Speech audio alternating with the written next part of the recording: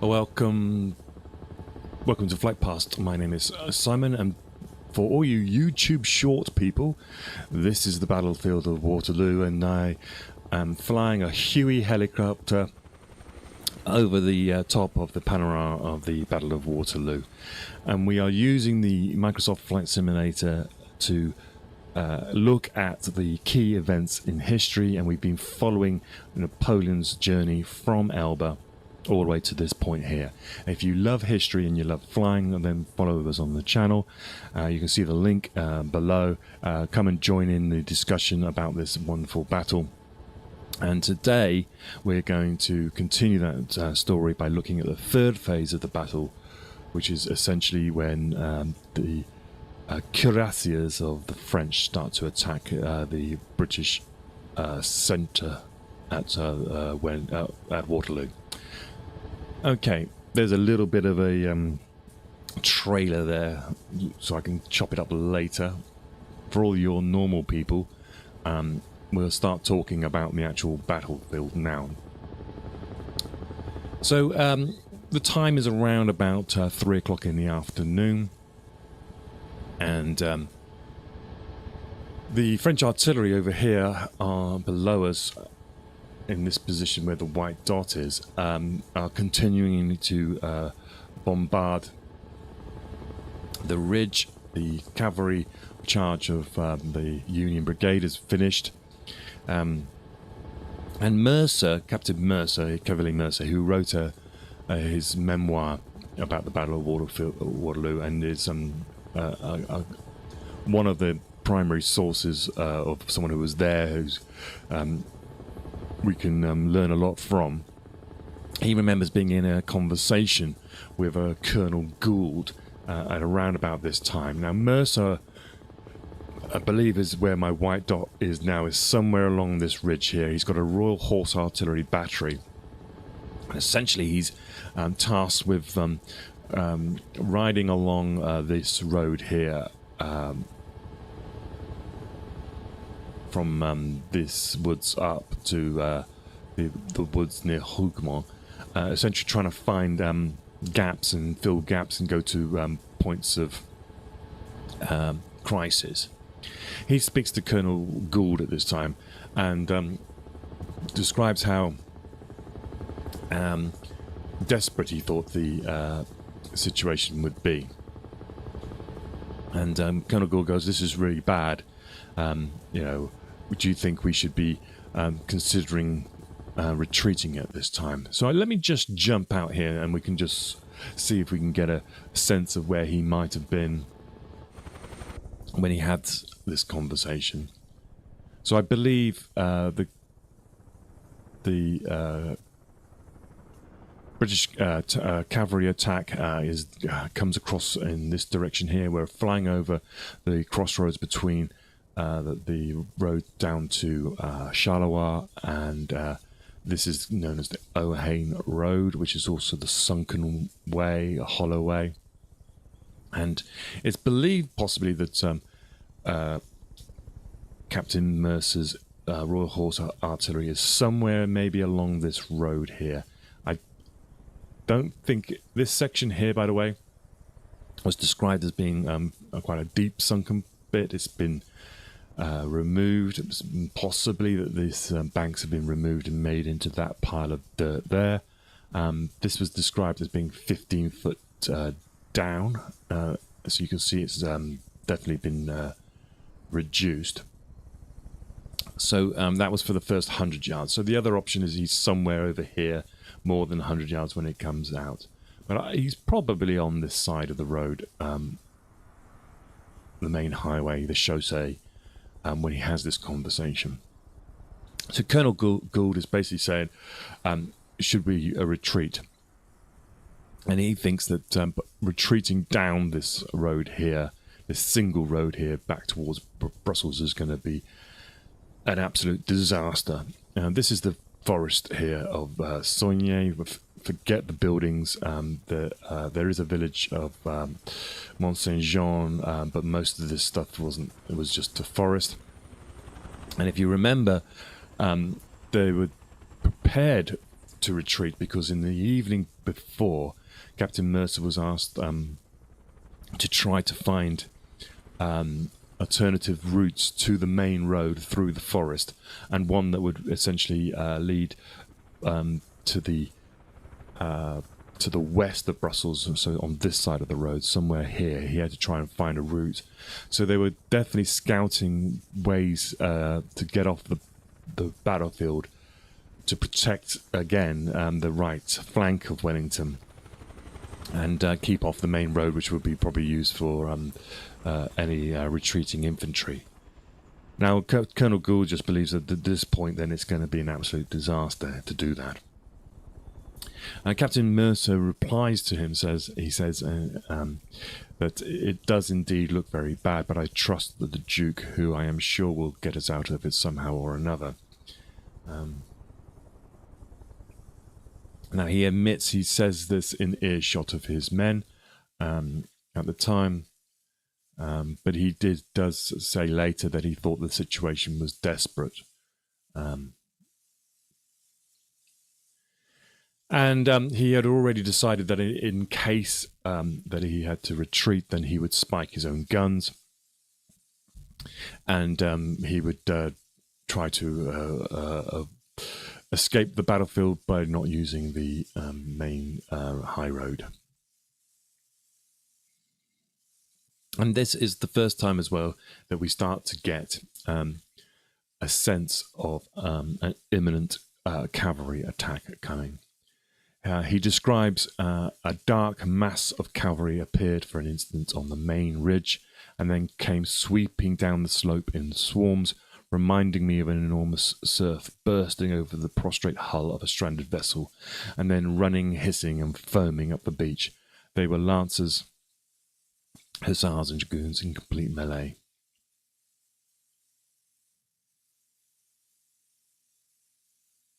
He also reports that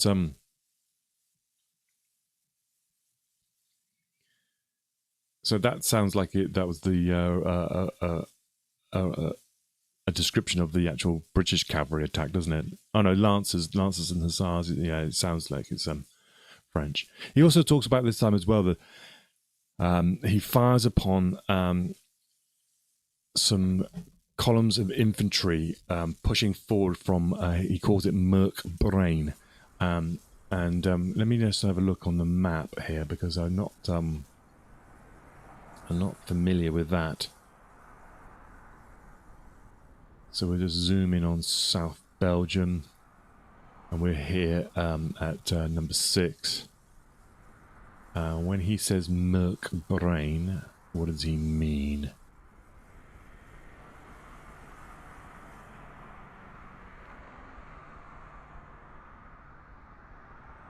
I mean, it's Brain allude.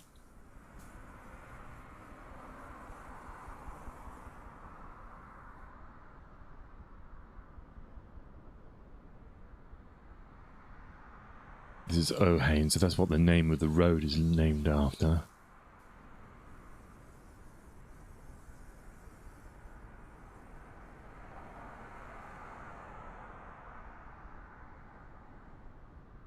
So I'm not sure where he's talking about when he mentions this is the only place called Brain, La Lude. So what he essentially, so it's hard to know where he's talking about there. If anybody knows, let me know.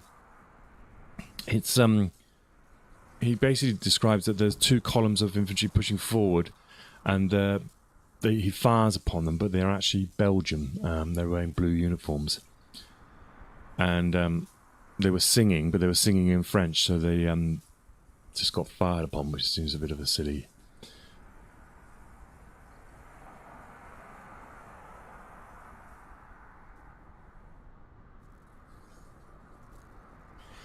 Around about, so he could then have been on this side when he was talking about that.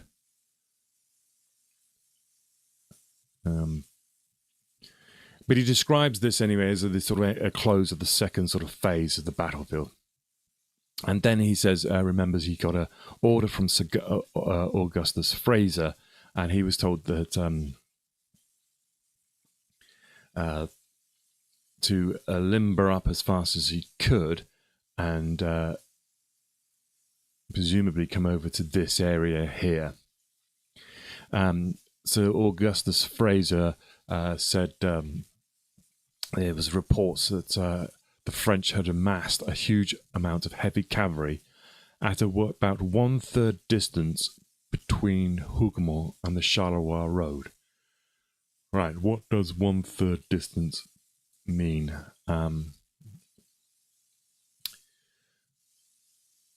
So if we're talking about Hougoumont and the Charleroi road, this is Hougoumont here below us, this building here, and the Charleroi road is this road over here. So he says 1/3 distance between Hougoumont and Charleroi road. So let's assume then that it's either then going to be here, in this area here, or it's going to be here, in this area here. In this sort of area. And that probably makes more sense for it to be here.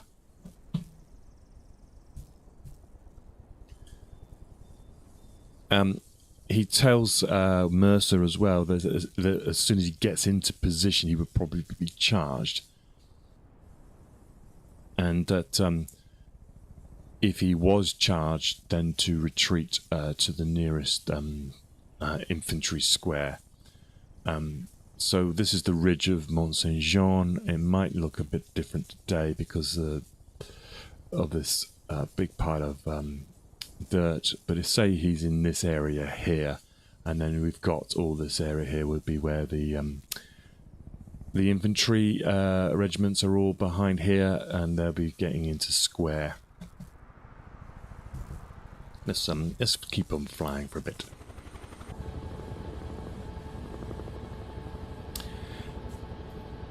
Mercer carries on. He describes the atmosphere at the moment as being suffocatingly hot. They're enveloped in smoke, and above and around the sound and the incessant roar of cannon and musketry, you could hear a mysterious humming. Cannon shot ploughed the ground in all directions, and the hail of ball and bullets seemed so thick that even extending an arm was a risk lest it be torn off. So he describes his position as being given between two squares of Brunswick infantry, and he was aware that these were the same troops who panicked on the retreat the previous day, and therefore he was conscious of the effect of their morale if his gunners retired to their squares. It is thought that his deployment initially saved the Brunswickers, and although he would not be rewarded for this act, Captain Baines witnessed the Duke, on seeing Mercer's troop move in, say, "Ah, that's the way I like to see horse artillery move." So he's given a position with the Brunswickers, is all we can say right now.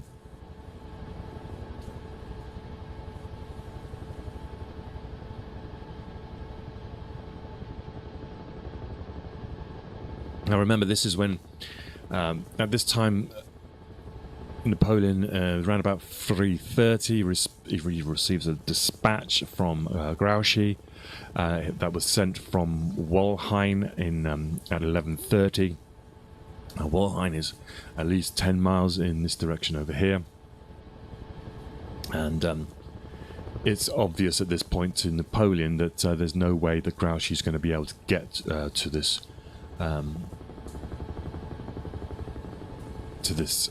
battlefield, and it also meant we've got some weird textures popping up here.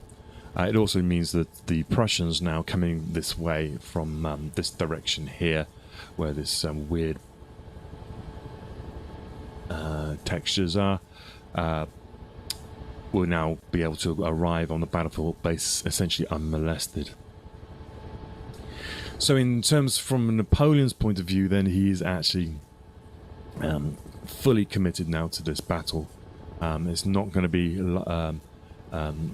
he's not going to be able to extradite himself from this battlefield at all. So it because if he did, it would most likely mean the end of his rule. He would probably be committing political suicide, and by doing so, showing weakness. And so he's now fully committed to having either to get Wellington off this ridge as soon as possible, or be defeated.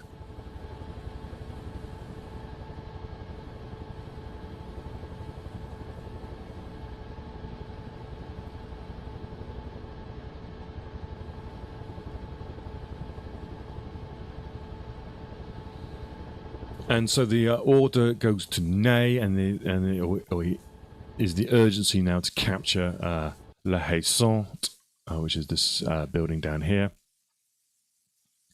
which is at the centre front position of Wellington's line. And what we are starting to get is Prussians appearing out of the woods, the Paris woods on the right.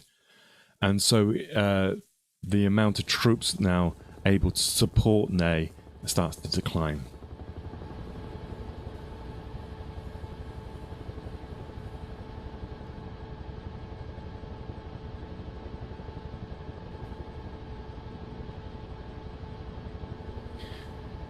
Ney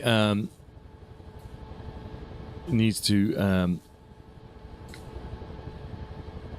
capture this position as soon as possible, and the problem is that he's taken he's so fixated on doing this that he forgets that he needs to organize his infantry as well at the same time. And so both d'Erlon and Rail, remember, they're already committed troops to Hougoumont and to the right flank. They're not given enough time to reorganize, and Ney is impatient at the best of times.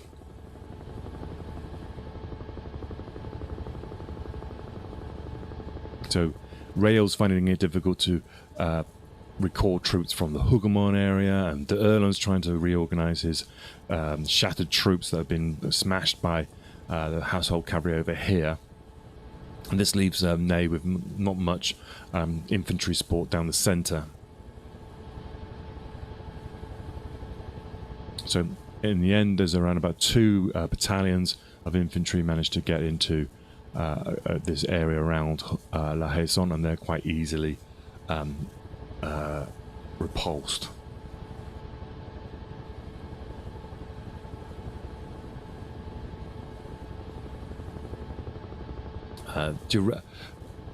Napoleon tries to get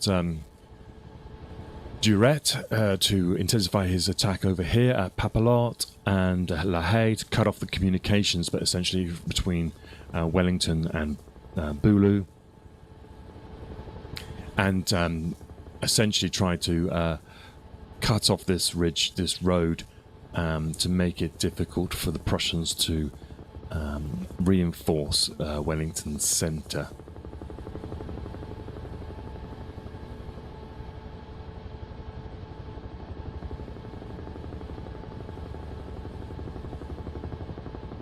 So around about this time, Mercer describes how the Allied infantry on the right flank formed up in square with the guns between them, and every now and then he observes torrents of French cavalry sweeping over this ridge. After each wave, the squares could still be seen. He fears a cavalry attack on his position at any time. So he's over essentially on this side here, in this area, and the infantry have formed square because Ney, impetuous Ney, has decided to attack with his cuirassiers without any infantry support. So that enables the British infantry to form square. There's also there's stories of Ney observing that the flanks or the British units are retiring. He believes that they might be retreating into the wood. Now we don't know essentially what he saw, but it could basically be that he was observing Wellington jigging his line. And so if, say, Ney is in this position over here, possibly at La Belle Alliance, in this area anyway, probably around here somewhere, he observes, or thinks he observes, the infantry retreating. And it could have been that it was just essentially Wellington drawing in after the failed attack on his left flank. He could have been tightening his centre, drawing troops back in this way, or even pulling troops back along this ridge here. And it's a trigger for Ney to think that they've got the Anglo-Dutch army on the run, and he sends in the cavalry before de Erlon and Rail could organise any infantry support.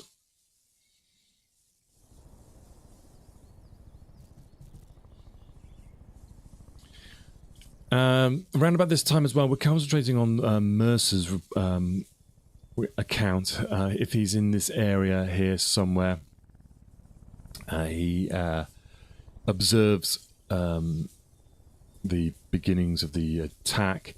He grows impatient. He says, standing idle and growing annoyed with the light artillery, he says, on the Nivelles Road. So when we talk about the Nivelles Road, then he's talking about down here somewhere. So he's obviously getting attacked from this area somewhere by light 9-pounders, essentially. And he disobeys orders and actually engages in a counter-battery fire. Which he says he's then, because he's now revealed his position, he's fired upon immediately by, he says, around about 6 guns of very superior caliber.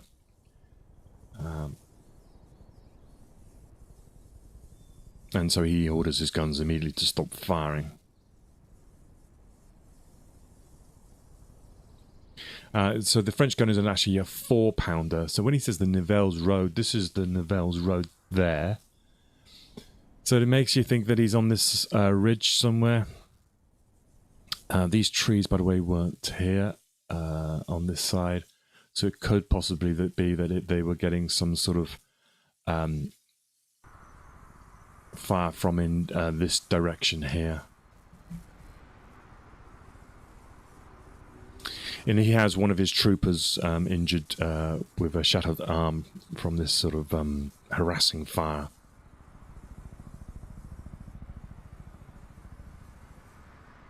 His fellow battery commander was Captain Bolton. He's supposed to be somewhere on his left position. They come under heavy fire, and Captain Bolton is killed at this point. And he then describes how a horse is unharnessed and sort of shooed away, but the horse refuses to leave, and it has its lower part of its head taken off by a cannon shot. And Mercer has to order a farrier to go over and put the horse out of his misery by running a sabre through its heart.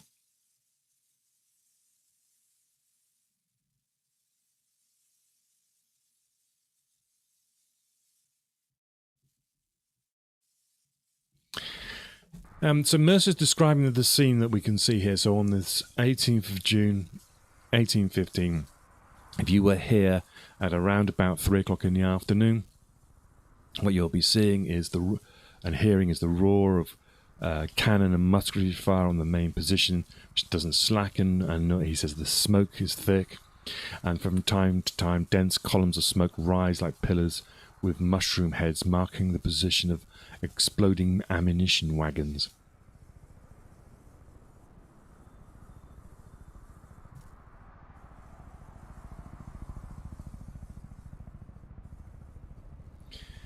He describes how eventually a corps of French cavalry directs its course upon them from along the ridge, so I'm thinking it might even be along here somewhere.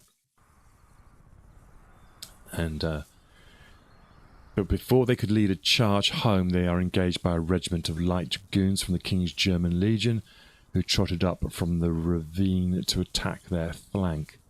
So unfortunately, this modern road has cut through this section of the battlefield, but it's likely that there was some sort of ravine in this area somewhere. And I think what they're talking about is that these cavalry had come around, or essentially were trying to come up here at the time.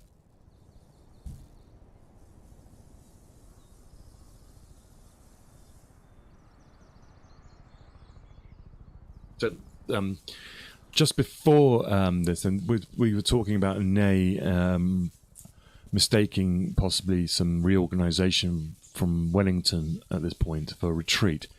And it is at this point that Wellington seizes the opportunity. This is just after the British cavalry charges. He takes the opportunity to reorganise his line. Kempt is given charge of Picton's division. Remember, Picton was killed. And he sends the flank companies of the Nassau battalion previously posted in the Hougoumont woods across to reinforce Bering at Le Haye. So he's taken some Nassaus who are first of all, they were here. So they were light company, skirmishing kind of troops. And they're brought back and they're moved across. And they're probably going, hey, we're out of the battle. And then he sends them into this place here. I think it might be retribution for having fired on him in the morning, possibly. And if you want to know that story, then listen to the previous episodes. So he gives the Nassau's the opportunity to reinforce Major Bering, who is at La Haye Sainte. Bering at this point as well has lost the orchard, which is this area here, and the gardens at the back are in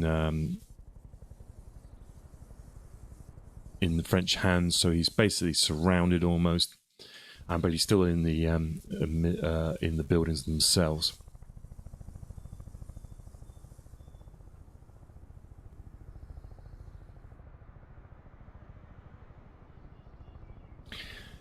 Somehow Wellington gets a message through to Bering. I think there's a gate at the back here. Gets a message through to Bering at this time to say concentrate on the defence of the farm, block up the southern gate, and then he rides into the sand pit here, supposedly, and inspects the the 1st battalion of the 95th Rifles.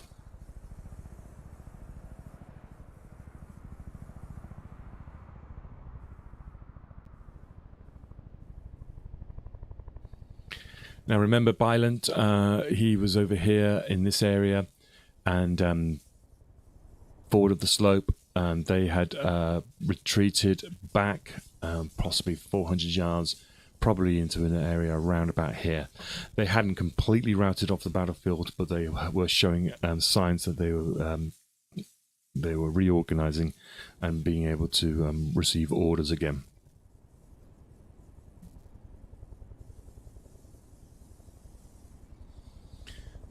And just prior to we know that there was some infantry sent against La Haye Sainte at this point in time, from Donzelat and Creel's and Bachelu's and Foy's divisions.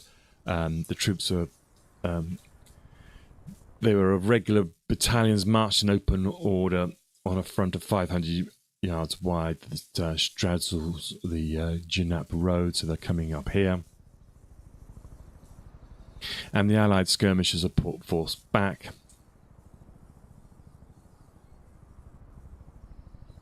But on this side here, Kemp's line is, and they force they repel the French on this side.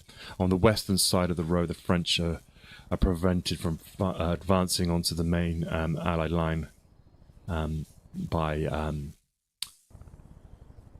artillery fire, essentially coming down from this way here.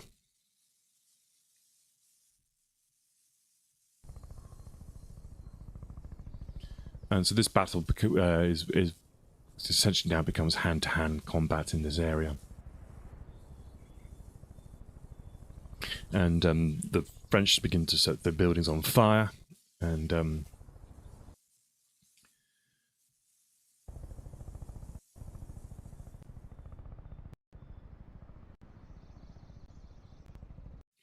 essentially, Bering managed to defend this position most of the day, and the French are struggling to get into this building. They either trying to come up this way and they're meeting the 95th Rifles and Kemp's Brigade, or they're trying to come up this way and they're getting attacked by shot by artillery. And they can't quite get into this building. But what they don't know is that Bering is actually running out of ammunition right now, and that the Allies can't reinforce them or supply them.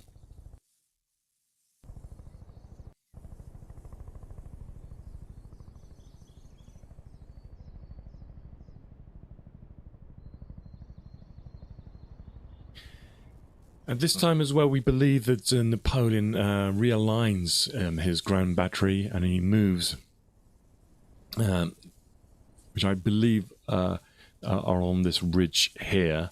He moves them across more into this area here, on the western side of the Genappe Road, and he's essentially trying to target this main section here that he's identified.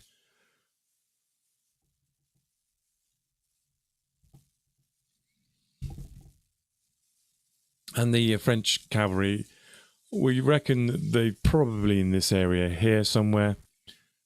So you could argue that from Ney's point of view, with a few battalions still attacking around at La Haye Sainte, then maybe he thinks that he has some sort of infantry support. At least if he can knock off the batteries off the top of the ridge there, then he can hopefully support the infantry near La Haye Sainte.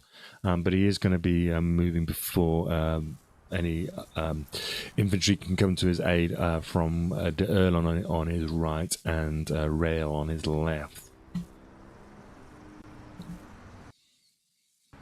And so these cavalry will begin to move up here,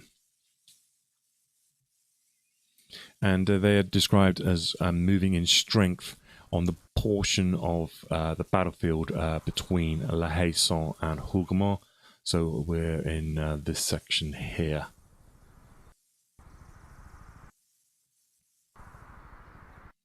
The front extends probably a mile, I would say. And he's not. He's obviously attacking here with no infantry or artillery support, which I believe Wellington is quite surprised about. Also, it means that the British infantry are given ample time to form square. These horses are not galloping all the way. In fact, though, they would kind of walk most of the way. And it's only on the last few hundred yards that they would actually probably try to charge, if they did. But they're almost sort of walking up here, keeping order. And so it gives the British infantry a lot of time to form square and prepare.